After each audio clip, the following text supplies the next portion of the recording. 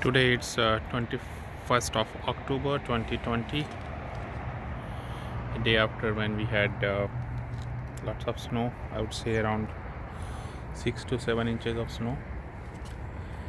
You can see the roads are cleaned up.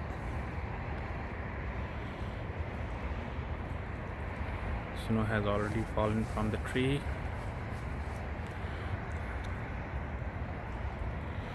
Everywhere you can see